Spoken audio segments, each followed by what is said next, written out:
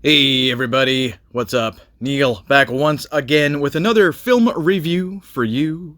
And this time I'm going to be taking a look at The Batman, directed by Matt Reeves. It is a non-spoiler and then a spoiler review. So here's what I'm going to do. I'm going to talk about the movie. I'm not going to spoil anything until I score the movie. And once I score it out of 10, then there'll be spoilers. And I'm going to put up the font and say spoilers. And that's all the heads up you should need, okay? Okay. Alright, this is obviously a dark, dark movie, and that's a good thing, really. It's got some cool ideas and some excellent performances. It's just the pacing and some of the dialogue that kind of bothered me. But, still a pretty good Batman movie, I gotta say. It was long delayed. This movie was supposed to come out in 2021. It was supposed to star Ben Affleck, too, at one point, anyway. He was supposed to take over the reins as director, I believe, too, or at least he was the original director. It doesn't matter now, because Matt Reeves did a fantastic job directing this film, and Robert Pattinson, I'm happy to say, is pretty darn good Batman as well. Very different from Ben Affleck. He seems a little smaller, in size, a little shorter, maybe just a touch, but that doesn't matter. He's still a pretty good Batman, and more importantly, he's a good Bruce Wayne. Although we don't see that much of Bruce Wayne in this movie, it's mostly Batman. So the good thing about this movie, being a reboot in this case, is not a continuation of Zack Snyder's, DC Snyderverse or whatever, or anything like that, or Justice League, Joss Whedon's Justice League. It's nothing to do with any of those movies. It thankfully does not give us another origin story retelling the murder of Thomas and Martha. Of course they mentioned it, but there's no flashback again, because that is just so redundant and so done. We don't need that any more than we need to see Uncle Ben dying again in another Spider-Man movie, right? So, yeah, we know what happens there. We know the origin. And I am so happy that it does, focus on Batman in his early years. It's his second year as Batman, as the vigilante/hero. Many cops don't like Batman at first, but, they do eventually learn to respect him. The Batman himself, this kind of Batman, he's very much a curmudgeon Batman. He's very dour. He's maybe the most down Batman I've ever seen. I mean, did he smile at all in this movie? I'm trying to remember. Did he smile? Like, maybe once, barely, but I don't know. I can't remember any smiles. He's very, very downtrodden. This is a very dark time. Gotham is really, really fucked, And yes, and I do swear in my reviews. Sorry, but hey, I don't monetize, so why the fuck not? No, but seriously, in terms of comic relief, there's none. Like, there's not a single laugh in this movie. Zero. Zip, zilch. No, forget it. It's a dark, brooding, disturbing story at times, very violent, not really bloody, but certainly, some gore there. It's just unrelentingly dark, and if you're more a fan of the colorful, whimsical, campy, Joel Schumacher Batman, or something, you're out of luck for sure. It might be the darkest Batman movie ever. I want to talk a bit about Zoe Kravitz here, who really impressed me as Selina Kyle. So just like Robert Pattinson, she was quite well cast here, and I think that she can be seductive and sneaky and, don't walks that fine line of good guy, bad guy kind of thing, because she's like a thief, but she's also got a good heart, and she just, she's worried about her friend, Annika, who is murdered, and she's got to investigate that. She's got that Batman Year One look as well, with the short hair, so that's cool. I mean, I'm happy with that. I'm not going to compare Catwomen, because there have been so many over the years, and they're all great in their own way, just like Batman. But I do think that Zoe Kravitz does a really good job with the role. There's, a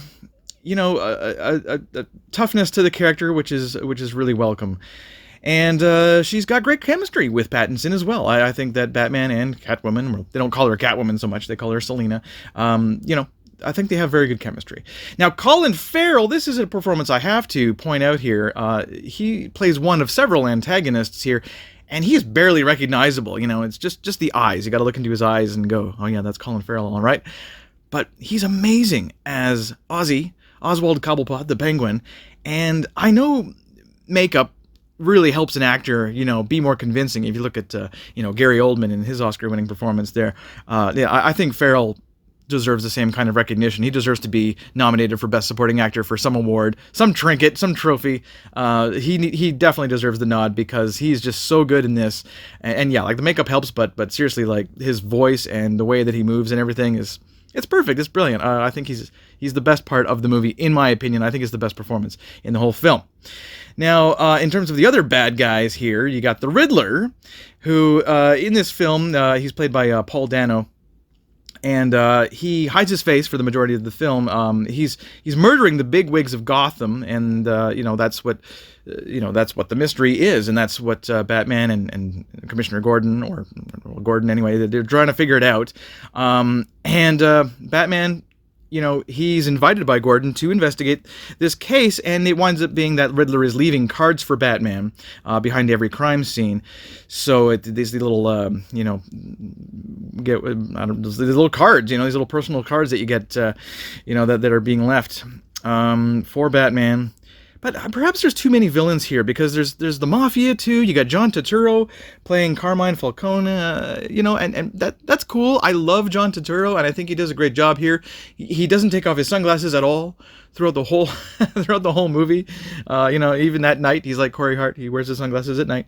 But he's the main crime boss here, and we're kind of led to believe that him along with the Riddler, those are your two main kind of antagonists. It gets a little more complicated than that, but I was pretty happy, with seeing John Turturro in this role. It just seems like there's just so many villains. Andy Serkis plays Alfred, and his scenes are probably the slowest in the movie for the most part. In this 3-hour movie, if there's a point in the movie where you got to go to the bathroom, I would say just wait for an Alfred scene. With all due respect to Andy Serkis, he's a great actor. He does a good job as Alfred here. I like him, but the scene itself is just very slow, and it's the scenes that he's in mostly are just kind of like, okay, exposition. We're just establishing the relationship kind of in this reboot, the relationship between Bruce and Alfred and things like that, seeing how they live in their gothic mansion, in Wayne Manor. So I got no complaints about Alfred, but yeah, his scenes are kind of slow. But what are you gonna do? This movie does thankfully focus on Batman as a detective. Thank goodness for that, for focusing on Batman as a detective, which, we get a little bit of in previous Batman movies, but certainly the Nolan movies, but not enough. This movie was straight up film noir detective, kind of a movie, and that was a really smart idea, to please old comic book fans like myself. The length of the movie is, it is an issue. I got to get into the criticisms here. The length of the movie it's a bit too long, 3 hours. The pacing is a bit much. There are some lulls and some moments where you're just kind of like, okay, let's get back to the action. Let's get back to the, the Riddler, and back to the, the Mafia and all that. But that's a minor misgiving, of course. I just wondered, how necessary this movie was. I mean, it does somewhat correct the idea that, that Batman should kill his enemies. He should not kill his enemies. Some people are kind of like, yeah, Batman can kill, I'm cool with that. And some people are like, no, never, how dare Batman kill? Like in Batman v Superman and, movies like that where, hey, Batman's killing. And Batman's actually killed in the Tim Burton movies too. And those are different takes on Batman as well, in terms of the, comparing it to the quintessential Bob Kane, Bill Finger, character. And even that original character had a gun at the very, very beginning. So I don't know. I guess it's all about what you like. For me, Batman doesn't kill. I prefer the Batman that, will only kill in self-defense, right? Like a last resort, that is, in self-defense, if I could talk. Woo, there we go. Yeah, so Batman doesn't kill, and he doesn't kill here in this movie, so that's good to see. He beats the criminals up to a pulp, and that's good. But the pacing in the third act of the movie, especially, is very exhausting. In terms of the Riddler, I have very little criticisms for him. He's good, but he's not really scary. He's just maniacal. He's got all these people that follow him on social media and stuff. He's got people obsessed with him and stuff, and he likes to play games, obviously, with Batman and set weird, riddles and mysteries for people, and that's cool. That's really good. It's back to that kind of, Riddler's a great character for a detective story. Batman's a detective. Let's focus on that, and they did that really well. His reasons are interesting, but he's just full of delusions of grandeur, I guess. He's not that special. He's not that, big a character. I found he's not that memorable, though. He's no Heath Ledger or Jack Nicholson as the Joker, but you can't really compare those guys. Who is? Nobody's as good as those guys. Maybe Jim Carrey. You can compare him to Jim Carrey, because that was a very wacky, colorful, character in a wacky, colorful movie in Batman Forever. That's if that's your Batman, you won't like this Batman, trust me, and vice versa. So no, this Riddler was obviously a lot more serious and a lot cooler and deadlier, but he just wasn't, just wasn't that freaky, wasn't that scary for me. But, what are you going to do? You can't expect perfection from a Batman movie where everyone has their own idea of what a Batman movie should be and how Batman should act. Fans are inevitably going to find something they didn't like about it. I think the performances were great. It's not a cheery movie, but, that's Batman. It is too long, but it's still one of the better Batman movies, I think. Last criticism I'm going to say is the music. The original score was just okay. It wasn't as interesting as the Nolan movies and other movies, and obviously Danny Elfman's score and things like that. They were much better than this score here. Nirvana is overused. This, Something in the Way, the last track from Nevermind, they used it in the trailer and they used it in the movie too much, and I just like, oh geez, really? Like this is the theme of Batman, basically. It's this Nirvana song, and it's okay, but it's also kind of just tired. It's kind of overkill. So yeah, but again, with my minor misgivings, out of the way, there, I still think it is a great Batman movie. Not the best Batman movie ever, but one of the better ones, and I'm gonna give it an 8.5 out of 10. Yeah, so Matt Reeves did a pretty damn good job with The Batman. I mean, it's 3 hours of almost bat bliss. There's some truly wonderful, wonderful moments here, and just the fact that they got the characters right and the performances were so good. And just the pacing, just the length, just things like that. And maybe it could have been cut up into 2 movies. Maybe it would work better as a TV series. I don't know. But I just thought that the movie was a little bloated, a little inflated, but still very, very good. Now, on to the spoilers, okay? And I'm going to be brief with these spoilers, as brief as I can be. But I do have to talk about a few things here that happen to a lot of these characters. So, we'll start with Selina Kyle here. Selina Kyle, she's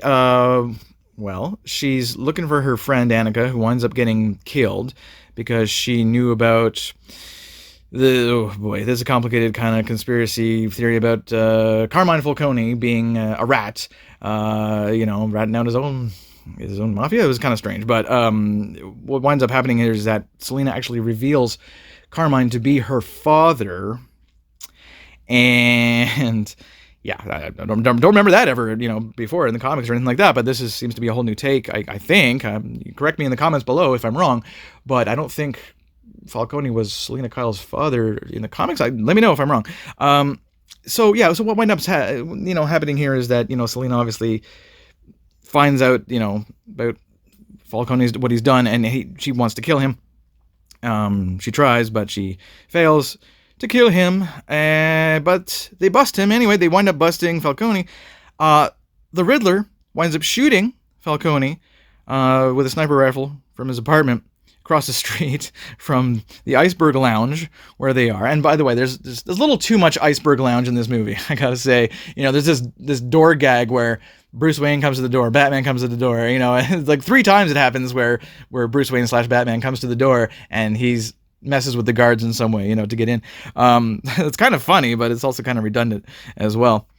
Just like the Nirvana song that they used again. They used it twice in this movie. It's still kind of like, why did they use Something in the Way twice? It's a little, bothersome.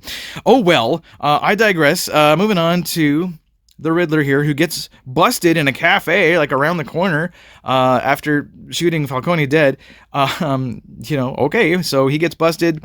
He seems not too upset about this, because it's all part of his plan, and he winds up being revealed as this guy whose real name is Edward Nashton, not Edward Nygma, but Edward Nashton, and Batman winds up visiting him in the Arkham State Hospital, and Nashton tells Bruce that he knows who he is, and that he wanted to become a masked vigilante just like Bruce, like he was inspired by Bruce. They were both orphans, I guess, as a child and things like that, except Bruce was a rich orphan, so, obviously there's some jealousy, some envy there on Edward's part, but this is what inspired Edward to do these crimes, because he's so misunderstanding Batman and what he's really all about, because Batman doesn't kill, right? So this freaks out Batman. Batman gets very upset about this.